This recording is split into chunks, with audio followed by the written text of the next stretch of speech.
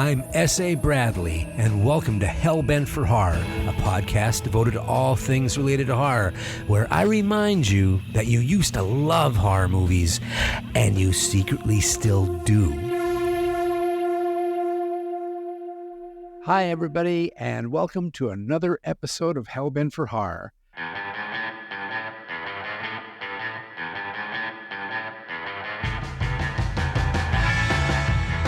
You know, I've been doing this since 2016, and I've been really blessed and really lucky. And one of the ways that I've been really blessed and really lucky is that I haven't had that catastrophe.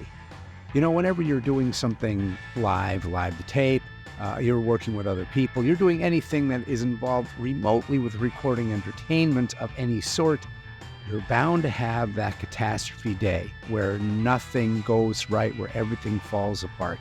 And I just had that for myself. Now, I'm not saying that I haven't had plenty of crazy errors that have happened over this time period. I most certainly have. But I've never had a complete and total shit the bed, as it is sometimes called. Well, we had a shit the bed yesterday. And I had this wonderful podcast all ready for you folks coming up this upcoming week. And my goodness, if it's not time for the gremlins to finally show for me. So what ended up happening? Well, it happened, of course, as one would expect when things are really, really hectic and tight. So I had been trying to get a guest on for quite a bit of time, someone very well knowledgeable in something that I'm not necessarily that knowledgeable about. And I really wanted to explore this phenomenon with them. And they were so open and they were so gracious and grateful with their time that they decided, yes, let's really dig into this. We'll go over a slew of films. We'll talk about the history of these films. I'd love to be able to educate people about the kind of stuff that I'm really into. And let's just no holds barred. Let's see about getting ourselves this thing, no matter how long it takes. Oh, famous last words right there. So anyway, we had scheduled this several times before. It's almost as if there was some kind of curse on us. It would be something like the post office did not get the movies that we're going to watch to each other in time for us to actually be able to watch all of those films. We changed the time for that. And then there was another incident that ended up happening, something in scheduling. So we had to postpone again. And then as soon as we're ready to go, they come down with an illness. Okay, we have to once again postpone. No big deal. We want to get this thing done. So what happens? I end up getting under the weather and have other deadlines. So all of a sudden we have to postpone again. We finally get to the point where we can actually do the editing. And I'm so overjoyed to be able to do that. And it's like, yes, here we go. I can't wait. And we sit down and we do essentially two 2-hour episodes back to back, a part one and a part two, where the first part is a bunch of history and then some of the movies. And we really get into the red hot stuff towards the end of the second half. And it went perfectly. Everything was checked. The audio was checked. The microphones were checked. The camera was checked. All this stuff on both sides. And we just railed through this. My guest was eloquent. It was so knowledgeable. My guest was so much fun and so game that they just continued to move forward on this until we had gotten through all the movies that we said we were going to talk about. And I was so happy with it. Well, I said, well, I am going to have to see about getting this saved. And I did use Zoom this time around because I wanted to get some video as well as audio on this. And so you have to wait a while to get that kind of 4 hours of footage essentially downloaded from the cloud. So I knew I wasn't going to be able to take a look at the footage and listen to it that night. So went to bed super happy, woke up in the morning, and it was a total catastrophe. For my guest, everything was great. Their sound was just fine. Their visuals were great. The video was just fine. It was me with all of my wonderful equipment here. Somewhere along the line, there was some kind of error that happened. And I'm not going to blame Zoom. The bad, artist blames the tools. But we ended up having my microphone, my wonderful microphone that gives this nice sound, no longer was connected to the Zoom. And it looked around and tried to find a microphone to use, and it ended up using the auxiliary microphone on my camera. So I'm listening to this, and I'm hearing me in a can somewhere underwater, and I'm lisping, and I'm wavering in my voice, and it sounds like I'm 3,000 miles away, and I nearly die. I'm like, oh my God, we just spent all this time trying to get to this and finally schedule. He gives me an entire night of his life to be able to do this, and I just screwed the pooch. Ended up in this spot where there was nothing really usable, and I spent most of the day in shock, trying to fix it with whatever tools I have. And as good as the stuff is that's out there, sometimes you just reach that point where you go, perhaps this isn't working. And so with that, I didn't want to miss another episode. I'm trying my best to make sure that this show has what it had a long time ago, which was a consistency. And we lost that for a while. I lost that for a while, getting caught up in doing many other projects. And so I really want to dedicate myself to making sure that this show goes when it's supposed to go out. And so the thing that wouldn't get out of my mind was failure, the power of failure, and how failure is in anything that is artistic, any artistic endeavor. There's a certain amount of failure that's involved. It's the idea of actually getting back up and working on it again, learning from those mistakes. That is where the creative process actually starts to get some great energy. And so I wanted to look at failure in horror. Now, what do I mean by that? Well, there's a whole bunch of different things I mean by that. But what I'm really wanting to look at is how certain horror movies talk about human error, that the story itself is for the want of a nail, a horse was lost. But also the idea that there are so many different ways that failure gets used, how it can be creative at times. Sometimes it actually works in our favor to have the failure that occurs. Sometimes it slows us down. Sometimes it gives us something interesting. There are many movies that include things that were mistakes on set because it works for the movie. So we're going to talk a little bit about that today. I have a few movies that I want to talk about that talk directly to the idea of human error. If you're an artist, well, if you're a human, to err is human, to forgive is divine, to pick yourself back up is an entrepreneur, to take whatever is left and mold it into something new, that's being an artist. And, it happens a lot in many different ways. Sometimes the failure does glean some creativity nobody really expects. You get something that was thoroughly unexpected out of the ashes of a dashed hope. Don Coscarelli is a great example. So Don Coscarelli had made a few films, Jim the World's Greatest and Kenny and Company, before he decides to make a horror film. And the first thing that he wants to do is he wants to do Something Wicked This Way Comes. He reads Ray Bradbury's book, and he absolutely loves it. He talks to his producer, Paul Pepperman, and they're like, let's do this. So they try to get the rights, and of course they find out that they cannot get the rights from Bradbury. I believe that they were already sewn up by someone else. And they had all of this forward motion with it, and it just fell right to the ground. What they loved about the book was the idea of these kids being the protagonists. And so they decided, well, how can we do a horror movie? So at that point, Don Coscarelli remembers a dream that he had. And that dream is what ends up being Phantasm. I believe the dream was that the silver sphere came out of the wall in his house and was chasing him around. There was some kind of strange device built into the wall. And then he started building the story around that. But the reason that Phantasm happens is because Plan A fell through. And suddenly it's like, what are we going to do? Well, let's try Plan B. What's that? I'll let you know later. And in fact, Coscarelli went into the Northern California mountains to a cabin that his family had and just sat there and wrote and wrote and wrote until he had Phantasm. So there are times when the failure the mistakes, the oddities tend to work in your favor. Yes, believe it or not, sometimes force majeure, the act of God, can actually weirdly help a movie get past some roadblocks and actually find its way towards greatness. You know, even a movie as great as Alien, a bona fide masterpiece, the original Alien from 1979, that thing went through a whole bunch of errors and failures and accidents and weird mistakes.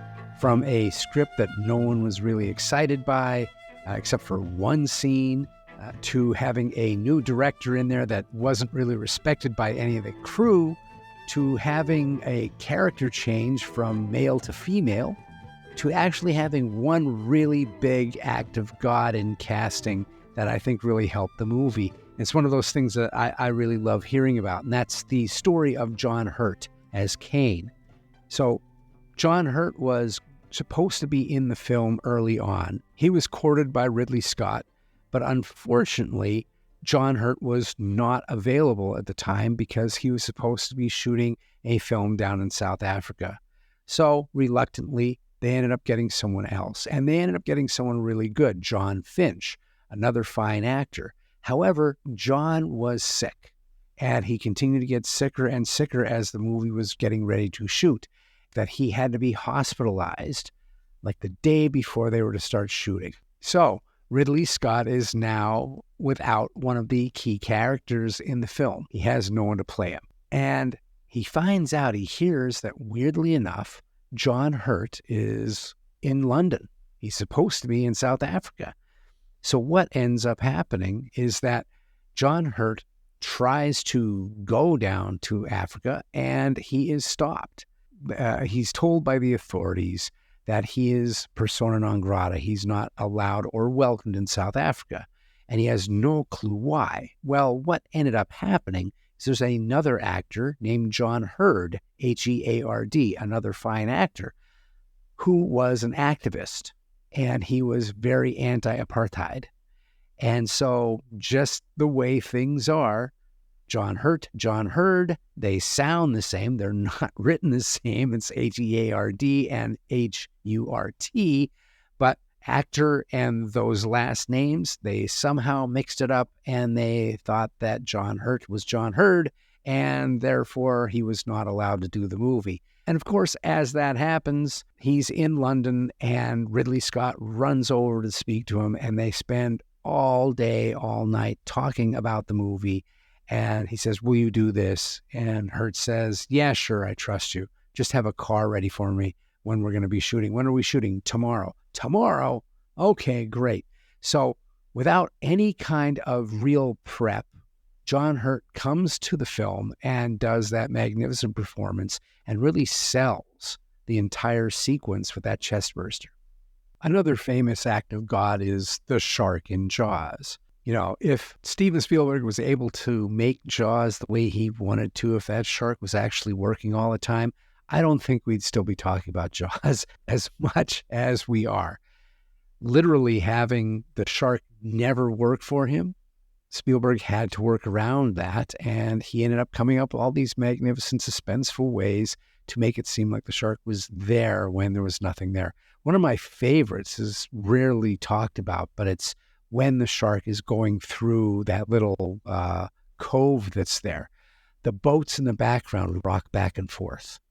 And that's kind of how you know that something's under the water, just going. And those wonderful little subtle things weren't going to be there. In fact, it was going to be something like, I don't think it was the Kittner boy, but maybe it was. There was either him or the guy who was in the boat that gets his leg bit off and everything like that. One of the two of them was going to be in the jaws of the shark as a shark's head is above the water and this guy's just dangling out of the mouth. The idea just kind of blows my mind. It would have been so corny. I mean, I'd love to see it as a Turkey Day movie, but it certainly wouldn't be what Jaws is today.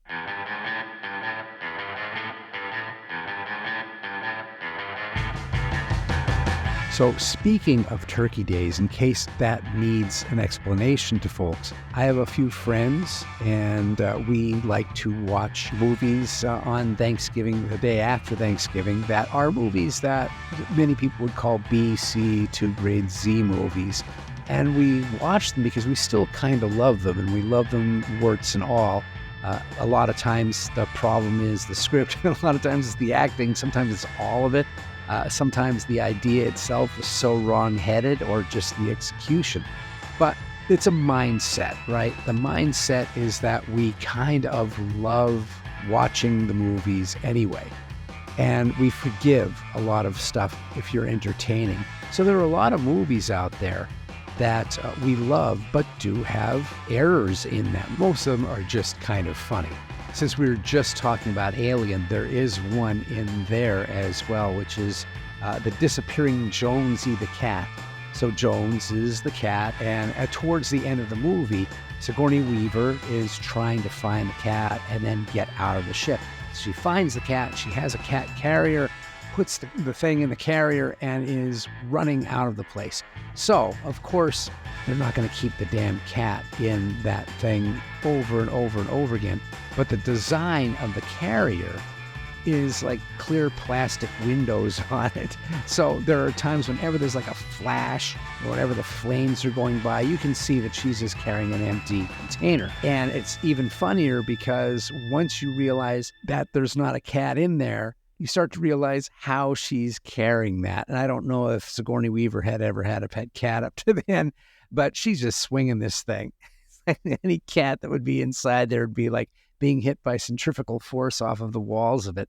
But it is, you don't notice it until you notice it. And there are those kind of things that are in several movies that, unless you're looking, you don't see it. But once you do, it's always indelibly there. It certainly doesn't destroy the movie. Some of them are really small, like in Halloween, the original Halloween, when you're first seeing the house and you're the camera killer's eye view and you're going around the house. There's a jack-o'-lantern on the porch and it's glowing rather brightly, and that's because there's a big light bulb inside of it. It's plastic, and if you look, you can see the big cable that's there, the power line that's hooked into it, into the side of the house. And it's just, it's like a coiled snake there. It's so quick. If you blink, you don't even notice it. There's also the fake glass that's used in the movie when Laurie is in the laundry room and she's being attacked by the Sheikh, and she smashes her hand through the glass. It's very obvious the way that the glass looks reflected through the light, that you can tell exactly where her hand is going to go because it just doesn't fool anybody the way that the light is bouncing off of this piece of candied glass. There's little errors like that that are all over all types of movies. There's things like Renee Zellweger in Return of the Texas Chainsaw Massacre, where she's running around and she's doing a lot of her own stunts. So she's in her dress and she's jumping over things, and every so often her dress flies up and you can see that she's wearing knee pads because she's doing all of these stunts. So she's either a roller derby queen in the movie, or it's just one more thing that made it past the editor at that point. There are things like Pumpkinhead in the movie Pumpkinhead, where you have this really fantastic looking creature.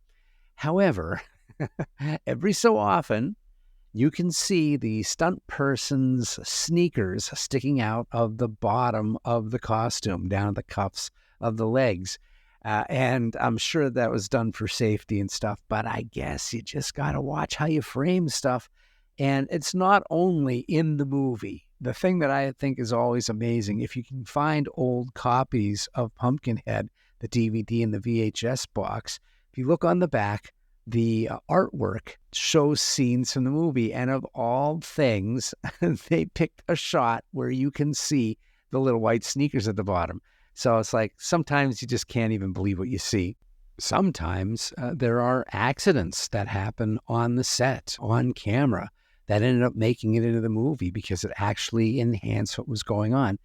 There's a scene like that in Scream with Matthew Lillard where he has been stabbed by Skeet Ulrich there. Okay, spoiler alert.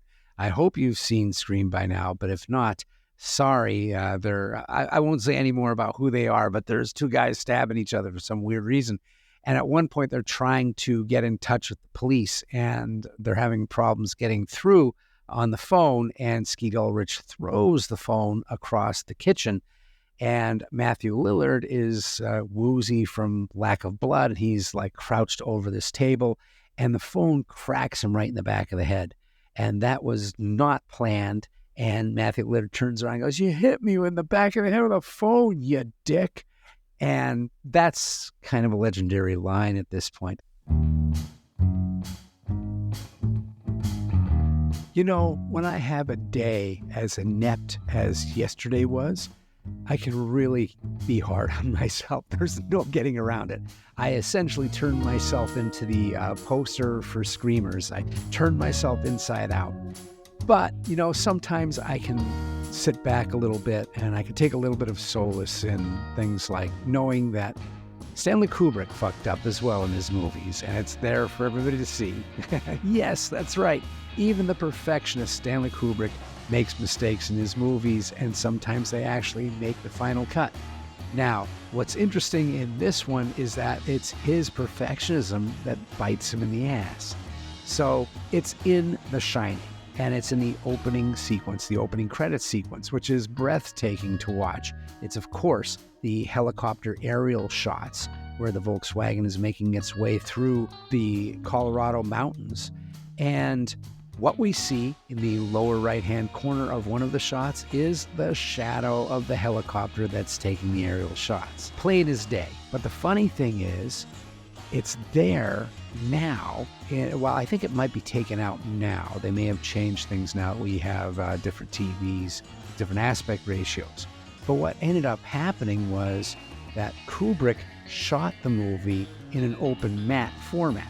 So open matte is a technique where you matte out the top and the bottom of the film frame in the movie projector itself. So when you're seeing the projection inside of the movie theater, of course, in 1980, that's where you're going to see the movie, it's cutting out part of the image. But Kubrick, being a wise guy, knew about pan and scan in VHS, right? So he knew his movie was going to get seen at a time when there was going to be a different formatting being done. So open matte allowed for more of the frame to still exist. And when they're doing pan and scanning, there's not that much of a scan because there's more image that they're able to suck from the sides and put, you know, the way that the square was. So in the movie theater, we're not going to see that shadow at all. Kubrick's wise and scientific enough to realize that it's going to be covered by the bars that are inside the projector itself. That's going to give that aspect ratio. But when it went to home video, oh my goodness, guess what? They're using the entire image to be able to fill up that square. And when they do, we get to see that helicopter. So what do you know? It's the things that you find out about in this crazy world. But anyway, those kind of errors are just happening all the time in movies. There's so much complexity that's going on. It's amazing that there aren't more mistakes than there actually are. But what I really wanted to talk about here is the idea of failure as it plays out in horror movies. Now, I guess you can honestly say that horror and failure tend to go together. Just about every horror movie is going to have some form of human error or failure inside of it. Just the idea of people not taking the right road is like 75% of the horror movies that are out there. When I brought this up to a friend, he said, well, you know, I think you can pretty much say every one of the Hammer horror films could be talked about because in the end, every time the Baron's castle explodes or it's set on fire, it falls on somebody. You know, there's always this thing where there's hubris, which is crumbled inside of the horror movie. But I wanted to talk about some of the ways that failure is kind of like part of the DNA of the movie itself. It's not just a plot furtherance in some way. It has the sense of, as I mentioned before, the want of a nail, the horse was lost, good intentions going bad, stupid mistakes that anybody could make, things that are a little bit more than just getting lost. So the first movie that I want to bring up that deals with failure in such a way I think is the epitome of kind of what I'm trying to talk about here. This movie, from beginning to end, is essentially a treatise on our failures as a human race, how our foibles and our follies are going to be the end of us, how human error is going to take us out, and it's not going to be any major big deal thing that's going to happen. It's not going to be any high-minded ideals. It's going to be ineptitude. It's going to be bureaucracy. It's going to be people who don't know what they're doing being in charge. It's going to be laziness. It's going to be cluelessness. All of this stuff plays into the hilarity of Return of the Living Dead. Now, this is a movie that most horror fans of a certain age can probably quote verbatim, but this is a film that deserves that. So, how does the world end? How does the world end? Not with a bang, but with a whimper. Well, that whimper might come out of Louisville, Kentucky. The end of the world starts on the 3rd of July, 1984, 17:30 hours Eastern Daylight Time. And what does it look like? Is there chaos? No, it's two guys waiting for their shift to end at a medical supply company. We've got Frank, who's the veteran shift manager, and he's teaching the ropes to young Freddie, who's a punk rocker who's just trying to get himself a summer job, it seems. And we get to see the banal, mundane world of learning about all of this stuff that could be creepy to anybody else, like half dogs and PT, perfect teeth on corpses. And of course, while they're going through all of this and wasting time waiting for the end of their shift, Frank decides that he has to show off a little bit, and he decides to show how there was a weird mix-up from the government and some stuff got sent to them that was supposed to go to another place, and it's down in the basement, and it's top secret, and you know what? It's a good way to end the night. So let's go on down there and take a look. So he takes Freddie down there and he tells the story of essentially Night of the Living Dead as if it's an actual thing that had happened. And what is going on here? Well, you've got two guys who don't really know a whole bunch about what's going on, looking at something that was left by the ineptitude of the government, bad paperwork, bad delivery systems. We got a 55-gallon drum with a corpse inside of it, soaking in trioxin, and it's made by the Army Corps of Engineers, so we know it's going to fall apart. It's going to leak. The gas sprays all over Frank and Freddie, and you know we're in for big trouble. What's funny about this movie, what I love about this is my reading of it, is that the end of the world happens mainly because two guys don't want to lose their jobs. They want to cover up the fact that they've made a big mess. I mean, instead of it being gas and dead bodies, it was just like, they spilled a bunch of paint and they had to try and get the paint out of there before the big boss came back. Whatever it might be, it's guys trying to slide stuff underneath doors, pretend that nothing happened, try and save face in some way. And it doesn't just stop with them. Every level of management that they go up is another problem of someone just trying to cover it up and trying to see about saving face, and also just trying to make sure that nobody finds out what's going on.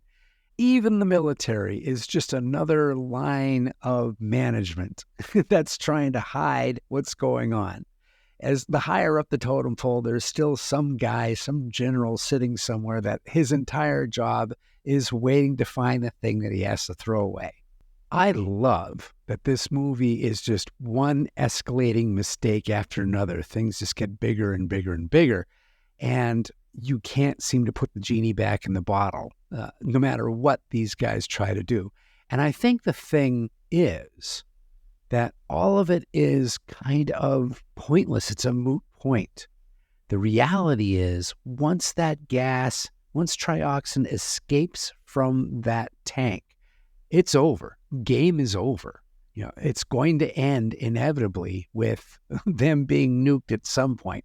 And the nuking isn't going to do anything either, because as we see at the end of the movie, as soon as all of those smoke clouds go up into the sky, they end up in the rain clouds, it rains, and boom, Now we've got an even bigger population that's being covered by trioxin-laden rain. And so the reality is we're screwed already by the weird intentions that we've had before. The mistake, the real mistake that is in the movie, that is the only one that could have been avoided, is to not make trioxin in the first place. Once we do that, that's the big fucking failure.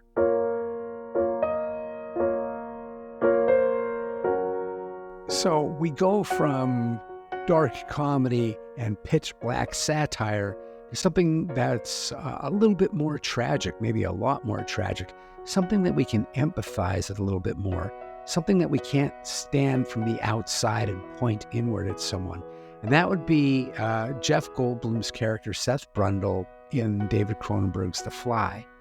I think we've all been in the situation where we are hoping to be seen for what we've brought to the world, especially if you're someone who considers themselves a bit of an artist. You want to be seen, you want to be heard, you want someone to validate what's been going on. And Seth Brundle is a scientist who's come up with some really interesting ideas, but it doesn't seem like anybody's really taking him seriously.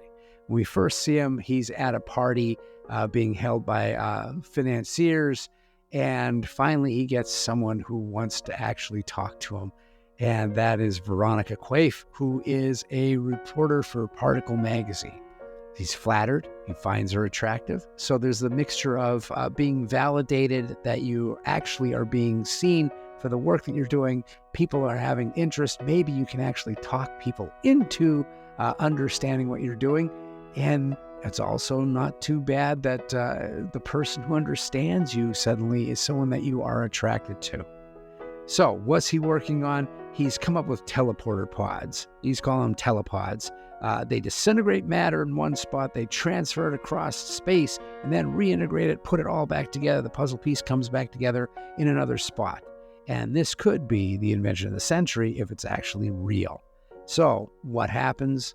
Well, Seth is able to take Veronica and show her the telepods and show her that theoretically this can work.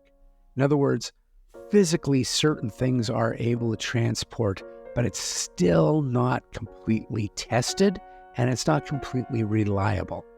We have things like it's too synthetic. There's a copy being made, but it's not necessarily the exact copy of what was sent through.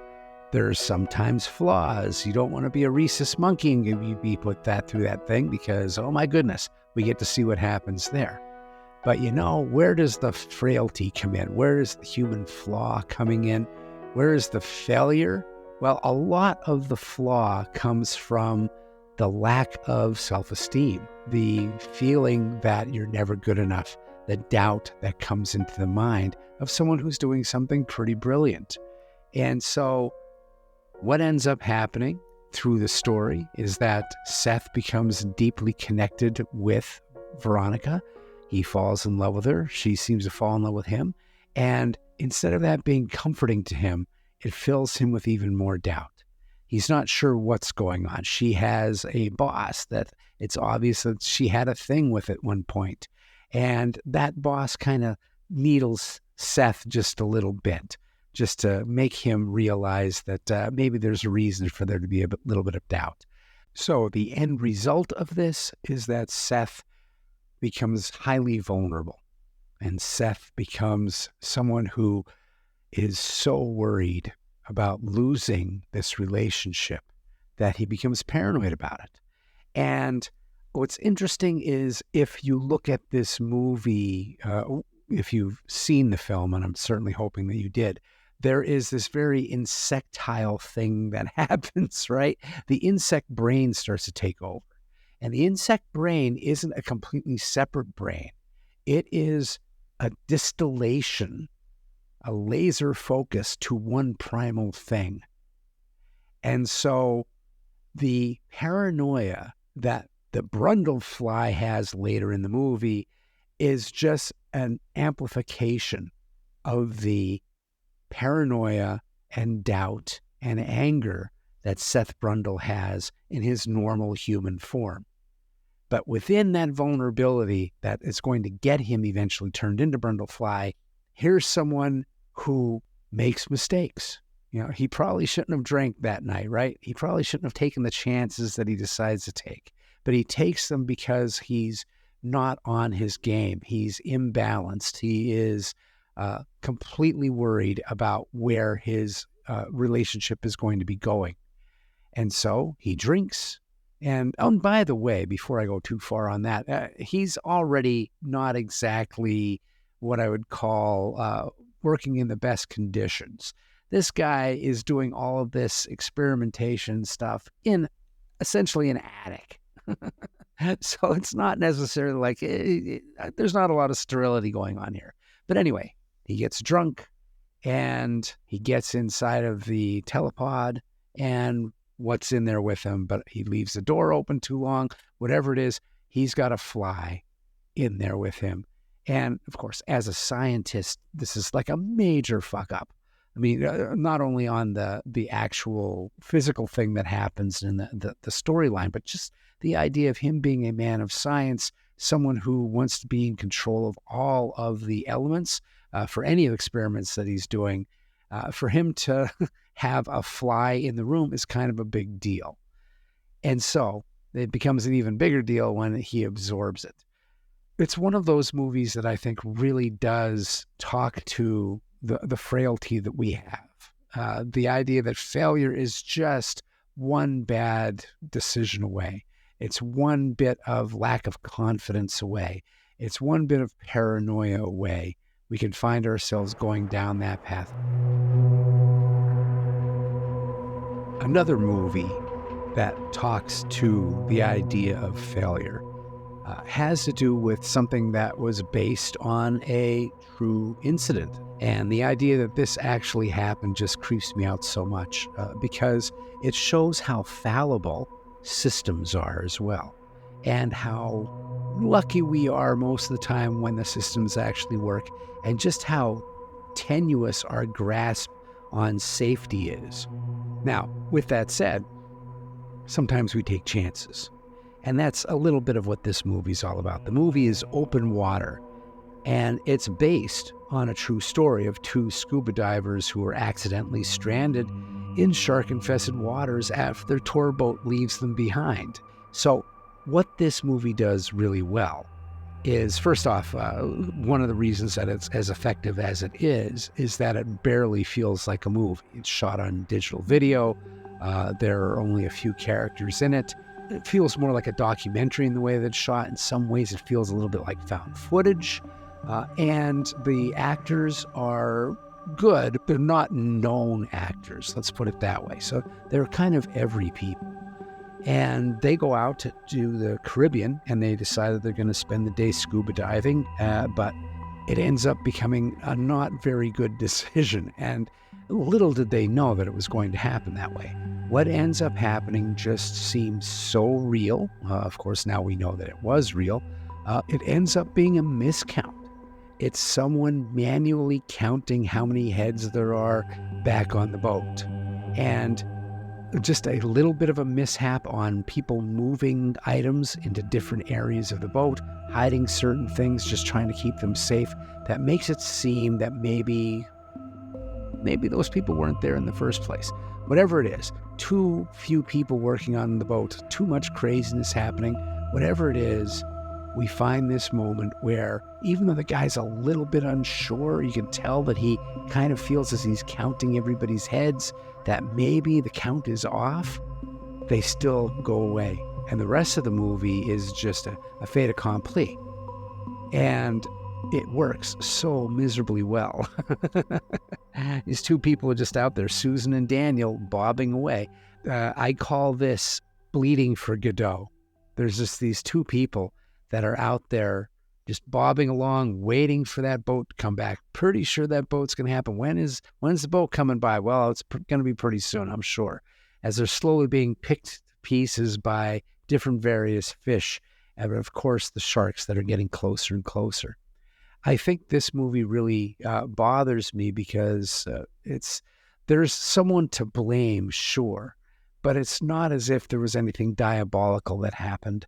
It's something as simple as like crossing the street, and who knows what happens. It creates a car accident that you get hit by a piece of debris and you're injured. It's that kind of thing. It's almost like the blind, bloody-eyed fate that is out there, that is swinging at all of us, finally connects. And so I highly recommend Open Water if you haven't seen it, but it's not one of those feel-good movies.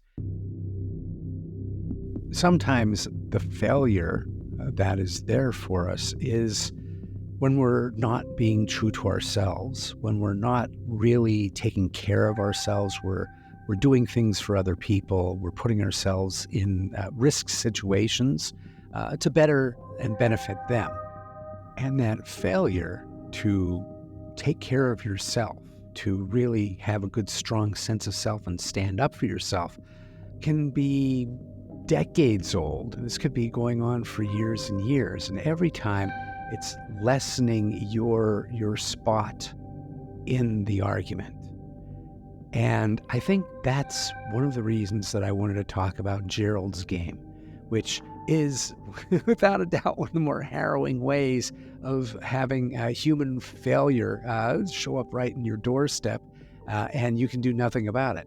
So those that don't know what Gerald's game is, we have two people, a couple. They've been married for a long period of time.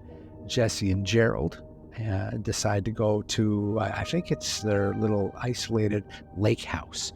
And they decide to try and spice up their marriage a little bit. Well, Gerald does. I'm not necessarily sure if Jesse cares at this point. But what we get here is that to spice this up, Gerald decides to surprise Jesse by pulling out a pair of handcuffs. He decides he's going to do a little bit of BDSM with her. And he connects her one wrist to the handcuff, the other end of the handcuff to the bedpost. And before he can put the second one on, Jessie finally starts to stand up for herself. A little bit too late, it seems, and says that she doesn't want to do this. Now, unbeknownst to her, he's kind of ODing on Viagra because he wants to have a really good time.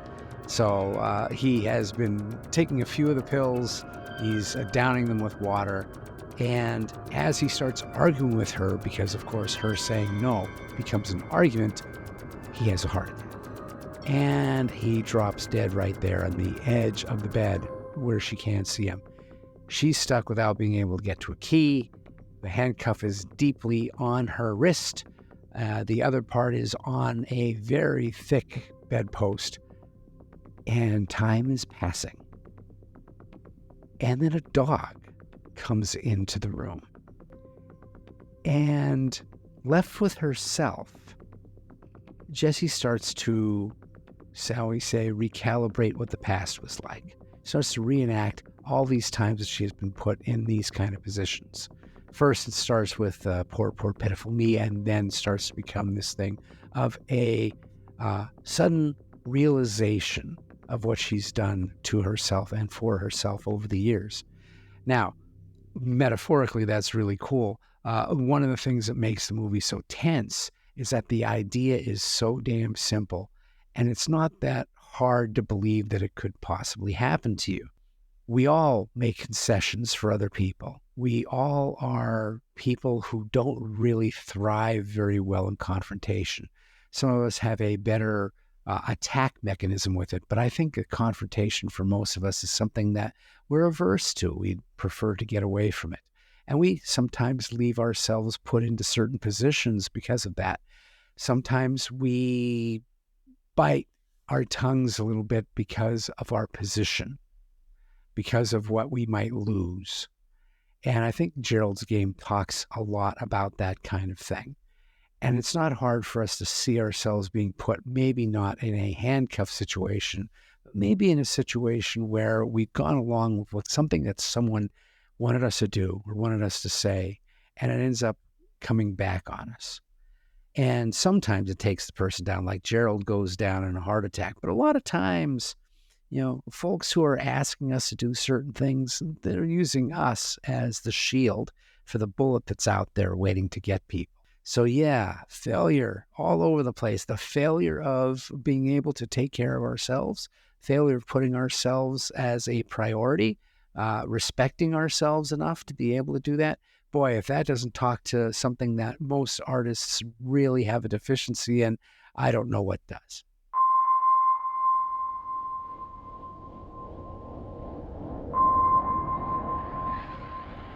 Another movie that really touches on the dangers of allowing other people to have agency over you, relenting and relinquishing control to someone else, allowing the fates to go where they want to. And that movie is The Descent. The story centers around 6 friends, 6 women who are extreme outdoor adventurers. And there's a tragedy one year, and they get back together the next year, trying to reunite, trying to find that old energy, and things just get a little bit worse. Our main character is Sarah, and Sarah is suffering from major depression and grief and shock because the event that they were at last year ended in tragedy. Her son and her husband were both killed in a head-on collision car accident. She survived, but she was just a shell of her own self. And so her friends decide that they're going to take her on one more excursion. We get the feeling that Sarah would normally be one of the leaders of this group. In fact, her and Juno seem to be duals, kind of the Janus mask of each other. Whatever they do, they seem to do together. And everyone else kind of falls into place, doing their particular roles and doing their roles rather well. But now Sarah is just a shell of herself, and Juno is now the dominant figure in the group. And she's bound and determined that she's going to give everyone a fantastic time and try and somehow heal Sarah and heal something else as well, which is going to come out as they go deeper into this 3-mile hole in the ground. So the story is supposed to be taking place, I believe, in the Smoky Mountains, but it's obviously Scotland. But hey, it looks really cool and really lush. So where the human error starts to come in has to do with Juno. Now, Juno is an extremist, and she also wants to try and shake the doldrums out of Sarah, and she believes that she can do that by putting her through some really good hard work. So she decides to take the group to a unmarked cave, one that's not really on the system from rangers. The problem is, she doesn't tell the rangers, she doesn't tell anybody who is co-hosting with her. Nobody knows that they're going to a different cave system than the one that she actually wrote permits for. So the rangers, everybody else, they're going to be looking for them at another cave not very close. Now, this doesn't come out and be a problem, of course, until it is. And what happens? Well, I think you can kind of figure out what happens. When they're down there, chaos reigns. There is a cave-in. And in that cave-in, the way out, the way that they came in, is sealed. So the group has nothing else that they can possibly do except go deeper and deeper and deeper into this cave system. And as they do, they start seeing things like old expedition hooks in the walls from climbers. It must be like 50 years ago. But there's nothing else. They don't know if they ever got out. And there's some scurrying sounds. Now, obviously, it seems that there'd be nothing down there. But Sarah swears that she sees figures in the shadows when the lights go by. So this error by Juno causes a chain reaction, which is essentially looking at how the relationships and friendships of everybody has gone over the years and how many times Juno has kind of caused people trouble. So everything's starting to deteriorate as they're running out of oxygen, all of that stuff. These women who were friends, everything starts to come out, all the old problems. There's a lot of resentment and mistrust that's built up over the years. And it's always been small potatoes, quite honestly, not worth their argument until it is. And when you know it, 3 miles down in the earth is the perfect time, I guess, to have a complete and utter blow up of what's going on. But of course, they don't have enough time to be able to resolve and work things out because there's something down there with them. And it's pretty damn vicious. But it may not be as vicious as the women themselves. It's a very interesting film. One of the last great creature feature kind of movies that I've seen in a while. And if you're looking for a movie that really makes you feel claustrophobic, The Descent is it.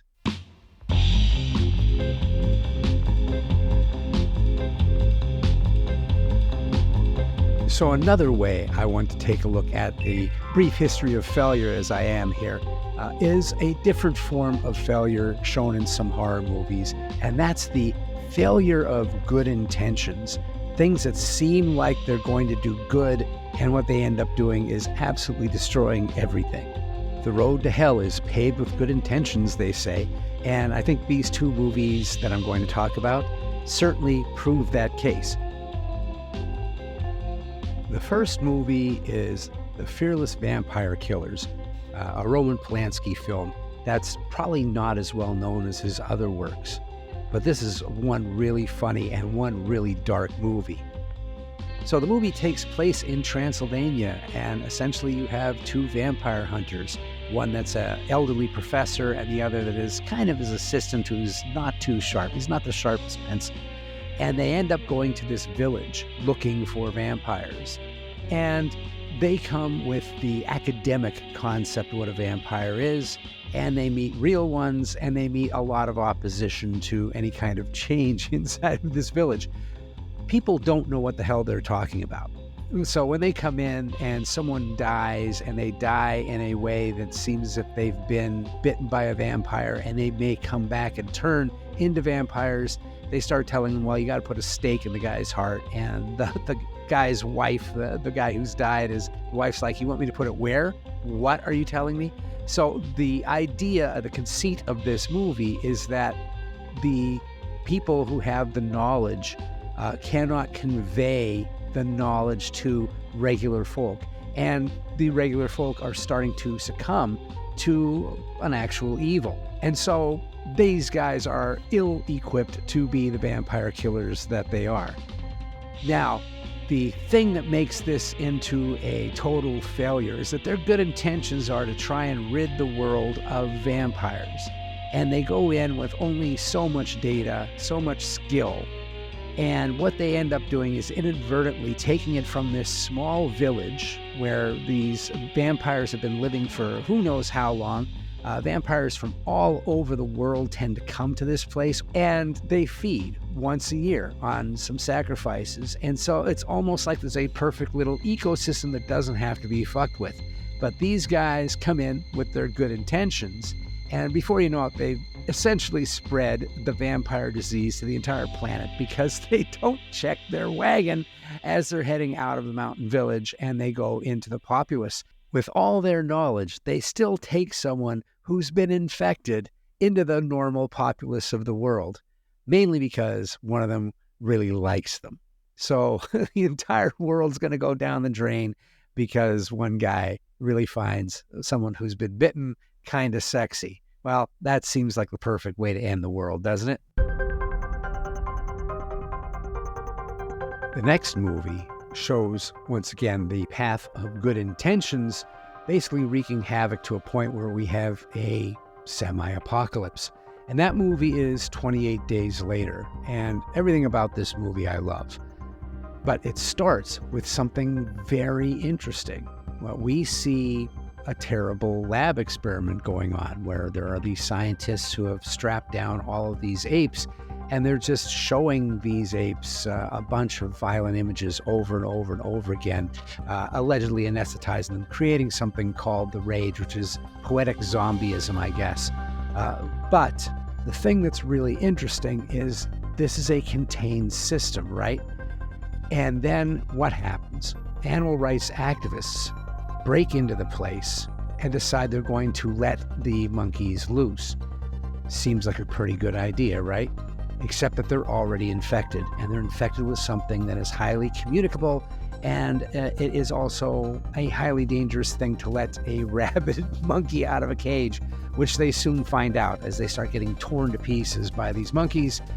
As there is blood passing between the two of them, this rage virus starts to spread like wildfire amongst these people. Anybody who comes into that lab, of course, is going to get infected as well. And there's a chain reaction, which we don't necessarily see. We wake up with the main character who's been in the hospital in a coma for quite a while, finding out 28 days later, hey, look at that, raise a beer, that the world has changed completely.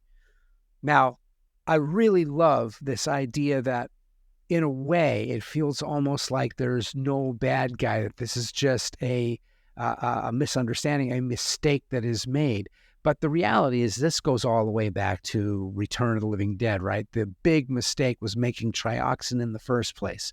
Once trioxin was made, it was just a matter of time until some bumbling happens. So the bumbling in the first movie is that in Return of the Living Dead is that it's all bureaucracy and people forgetting where things are, and bored people working outside of their pay level, causing all sorts of chaos. But in this one, it's essentially saying that the system has already created our destruction, and they're keeping it self-contained, right? It's all under control as long as everybody does the right thing.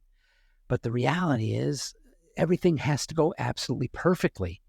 There's no idea of what we can do as an afterthought. What is the plan B? And so we have painted ourselves as a culture, as a society, as a civilization into a corner where everybody has to do the right thing just to survive, because we've put some kind of Damocles sword above us. We didn't really ask for it, but it's there. And nobody can be perfect all the time. And unfortunately, we have created a system that has these kind of things in them, built in. Well, they're going to make a bomb, we better make a bomb. And before you know it, we have escalation, and everybody has one. Everybody has 7 million of them. We don't know what to do with them, quite honestly, as they age and as we age. And can the technology keep up with the deterioration of these things? Can it keep up with the idea that people are willing to do crazier and crazier things? It seems to make a point. Well, not to get too overly political or philosophical about this thing, but I think that's why horror movies are so much fun and so good and so cleansing. We have these nagging concerns, these anxieties that we can do absolutely nothing about, but we can address them in a movie. And when they are addressed correctly, like 28 Days Later does, you really feel that something profound has been witnessed by you, and you feel something inside of you shift just a little bit. Maybe it's nothing more than, I'm not the only one. Oh, I'm not the only one who feels this way. And that can be a very beneficial thing to have in your life.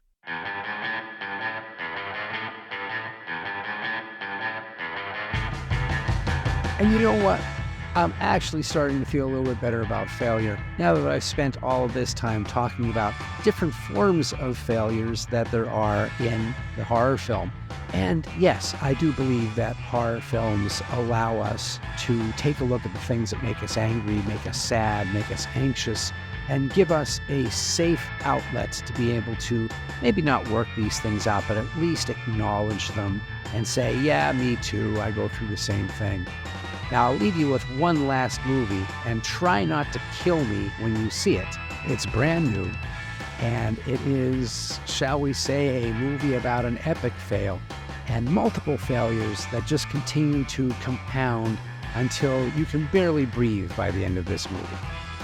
And what's funny is that it's actually been touted as a dark comedy. Yeah, I would say it's a pretty dark comedy. So the movie is The Coffee Table.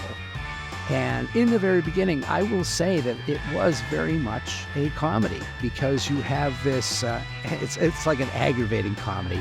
You have a couple, a married couple, go to a furniture warehouse store. So yes, it's like a furniture outlet kind of store. So it's not going to be a high-end thing. But the husband, he's decided he wants to get this really nasty-looking coffee table. So it's gaudy, it's fake gold, it's got these weird Art Deco women, naked women, that are the arms or the legs of it. Portion of this thing is a plate of glass, a big sheet of glass that is allegedly unbreakable, so says the salesman. It is to laugh. I mean, I've never heard of unbreakable glass, period. But this becomes a bone of contention. This coffee table is a symbol of an argument that's been long coming between these two people. So this couple has recently had a child, and it's obvious that it has altered the relationship quite a bit, and the steam is just building up, the pressure is just building up. So the father, or the husband, says, honey, you were able to name the kid. It's a name I don't like, but you named the kid. You pick the paint color that's in the house. You pick the furniture that's in the house. All of this stuff. The place just is completely controlled by you. This is what I want. I want this one thing. She's like, you want that. That's the thing that you want. And he's like, yes. And of course, he's not really wanting it, but he can't go back now. This argument has continued, so he has to save face. So when the wife walks away saying, do what you want, he looks at the salesman and says, I can't back down on this. He goes, how expensive is it? He goes, it's expensive. It's like, okay, let's just do this. So that's where I'm going to stop talking about this movie. There's this wonderful comedic element there, right? And this turns into epic fail after epic fail after epic fail. I don't know how long into the movie you might be laughing. Maybe you'll laugh later. I like to consider this kind of like an off-color joke, like a really gross joke that you might tell somebody. And when you're telling the joke, the person might laugh and you'll laugh. But the joke's only 10 seconds long. This is an hour and a half of living in the imagery of the really bad, gross joke. I'll leave you with that. And I want to thank you for listening. I'm feeling a little bit better about failure, folks. I hope you do too. Every artist has to go through it. Every person has to go through it. Get mad, have that moment, but then relish in the recovery. I mean, just because you made a few bad choices or you may have fucked up in some way, it doesn't mean the end of the world now, does it? Does it? Until we speak again, stay hellbent. And thanks for listening to the show. Hellbent for Horror was written and broadcast by me, S.A. Bradley, and produced by me and Lisa Gorski. You can find more on our website, hellbentforhorror.com, and I'm also on Facebook at facebook.com/hellbentforhorror, and my Twitter handle is hellbenthorror. Please hit that subscribe button to get H4H hot off the press. And if you can do a review on iTunes or whatever app you listen to us on, that really helps people get to find us. And now for some Hellbent for Horror news. The podcast is available on some more outlets now, so you can listen to H4H on Spotify, iHeartRadio, and TuneIn Radio, as well as the regular iTunes, Android, and Amazon apps. And let there be swag. H4H t-shirts are now on sale. We have a store on tpublic.com with a bunch of Hellbent for Horror designs, and you can have your choice of t-shirts, sweatshirts, hoodies, coffee mugs, something horrible beautiful for you or that someone special. The link to the merchandise store is on our website, hellbentforhorror.com. And until we meet again, stay hellbent.